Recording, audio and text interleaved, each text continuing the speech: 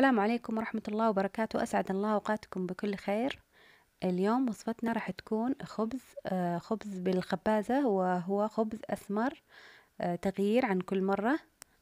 والوصفة هذه عملتها قبل كذا، لكن كان فيديو قديم وما وضحت العجن، والمرة هذه راح نعملها بتفاصيل أدق. وهو خبز جميل وطعمه لذيذ ورائحته جميلة جدا، وتغيير لعيالنا حتى ما يملوا من الخبز الأبيض.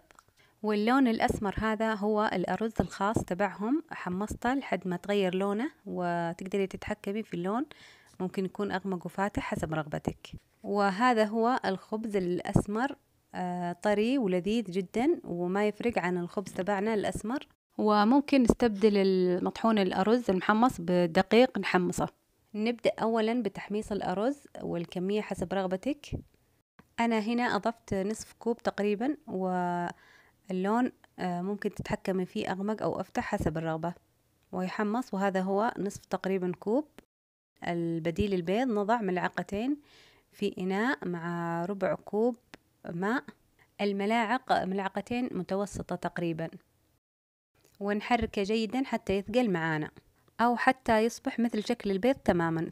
ثم نرجع إلى الأرز ونطحنه في المطحنة حتى يصبح بهذا الشكل ناعم جدا، ونضعه بإناء كبير للعجن أو ننخله أفضل.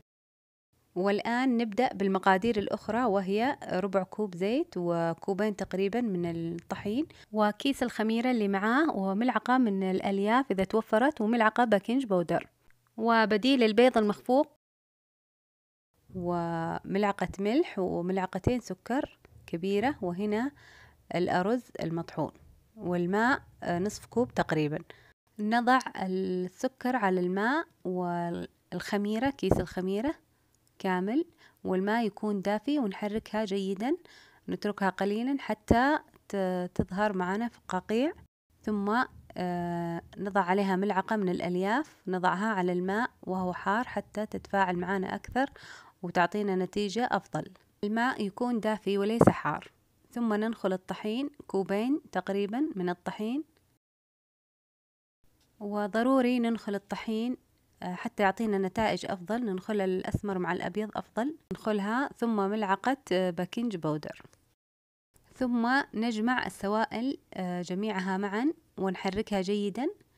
الزيت نضيفه على الخميرة وبديل البيض، ونحركهم جيدا، وملعقة ملح صغيرة، ونخلطها حتى تنفش معانا. أيضا في هذه المرحلة ممكن تنفش، إذا نفشت بهذه الطريقة فهي ناجحة معاك بإذن الله، والخبز راح يضبط معاك وينفش ويطلع تمام.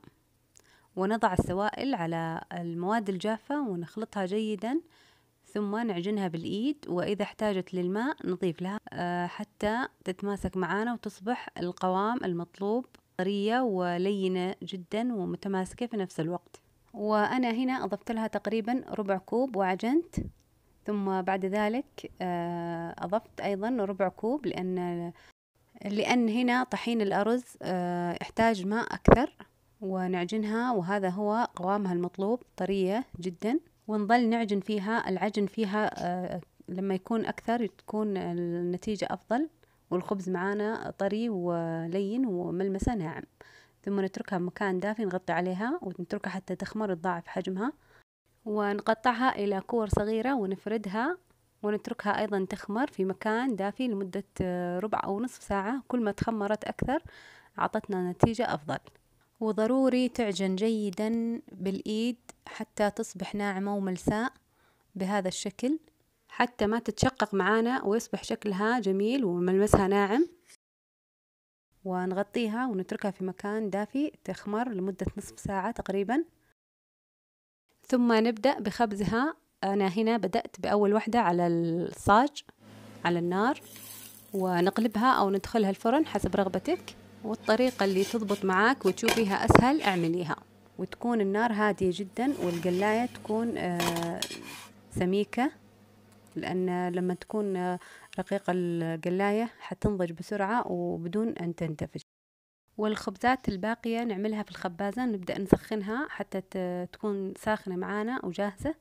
نضع قطعة الخبز عليها من الأعلى، لثواني بسيطة، ثم ندخلها أسفل الخبازة. وأنا شلت الشبك اللي فيها حتى ما تنضج بسهولة، تكون تنضج على مهلها وتنفش على مهل، وتكون جميلة بهذا الشكل وما تنحرق بسرعة.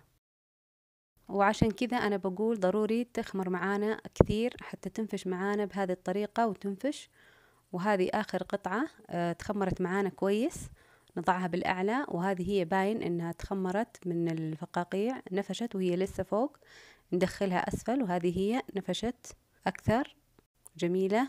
وكل ما تخمرت زيادة كل ما نفشت معانا أكثر، وهذه نتيجتها أكثر انتفاخ وجميلة.